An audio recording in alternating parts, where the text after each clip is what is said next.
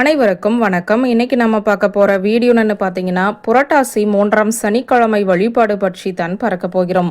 புரட்டாசி மாதம் என்றால் அது பெருமாளுக்குரிய மாதம் என்பது பலருக்கும் தெரியும். அதிலும் குறிப்பாக சனிக்கிழமையில் பெருமாளுக்கு தளிகை போடும் வழக்கம் என்பது பலருக்குமே இருக்கிறது. அப்படி தளிகை போடுபவர்கள் ஒரு குறிப்பிட்ட சனிக்கிழமையை பார்த்து தேர்ந்தெடுத்து அந்த நாளில் பல வகையான சாதங்களை செய்து வைத்து பெருமாளுக்கு தளிகை போட்டு அன்னதானம் செய்வார்கள். அப்படி புரட்டாசி மாதத்தின் 3வது சனிக்கிழமையன்று தளிகை போடும் முறையையும் வழிபாடு செய்யும் முறையை பற்றி தான் இப்போது பார்க்க போகிறோம்.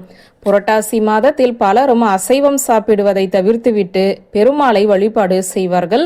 அதிலும் குறிப்பாக சனிக்கிழமையன்று பெருமாள் கோவிலுக்கு சென்று வழிபாடு செய்பவர்களும் இருக்கிறார்கள்.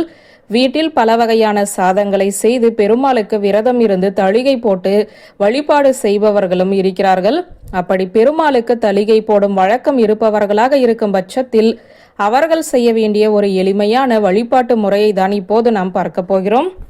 வழிபாட்டிற்கு எப்போதும் போல காலையில் சுத்தமாக எழுந்து குளித்து முடித்து விட்டு வீட்டு பூஜை அறையை சுத்தம் செய்து கொள்ளுங்கள். பெருமாளின் படம் இருக்கும் பட்சத்தில் அந்த படத்தையும் சுத்தம் செய்து அவருக்குமே துளசி மாலை சாற்றிக் கொள்ளுங்கள். அடுத்ததாக தளிகை போடுவதற்கு தேவையான பொருட்கள் புளி சாதம், எலுமிச்சை சாதம், சர்க்கரை பொங்கல், சுத்த அன்னம் அதாவது பச்சரிசி சாதம், அதில் எதுவுமே கலந்திருக்க கூடாது. அதை தான் சுத்த அன்னம் என்று சொல்லுவார்கள். உளுந்து வடை மற்றும் பருப்பு வகைகள். புளி சாதத்தில் அதிக அளவு காரம் சேர்க்க கூடாது என்பது குறிப்பிடத்தக்கது. உளுந்த வடையில் வெங்காயம், பூண்டு, மிளகு என்று எதுவுமே சேர்ந்திருக்க கூடாதும் இதுவும் குறிப்பிடத்தக்கது. பருப்பு வகைகள் என்று பார்க்கும்போது பாதாம், பிஸ்தா, முந்திரி போன்றவற்றை நாம் உபயோகப்படுத்தலாம். பலரும் தங்களுடைய வீட்டில் தளிகை போடும்போது அவர்கள் சமைத்த உணவை வைத்து பெருமாளாக அலங்காரம் செய்து வழிபாடு செய்பவர்கள்.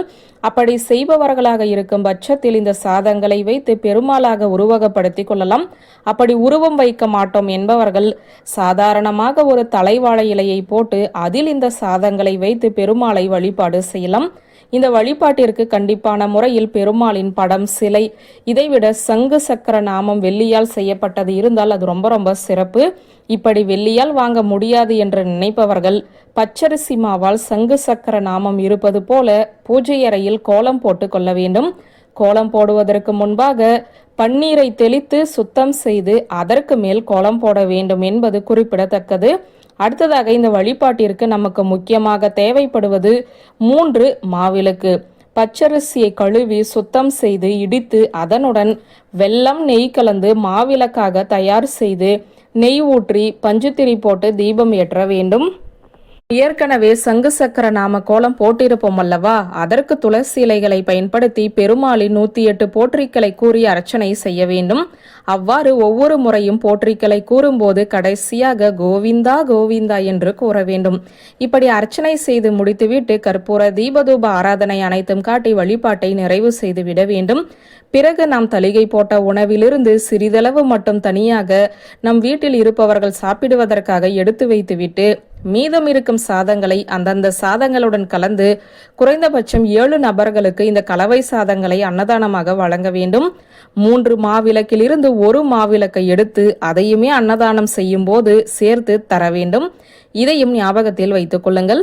இந்த முறையில் நாம் புரட்டாசி 3வது சனிக்கிழமை தளிகை போட்டு பெருமாளை வழிபாடு செய்தோம் என்றால் ஜாதகத்தில் இருக்கக்கூடிய அனைத்து விதமான தோஷங்களும் நீங்கும்.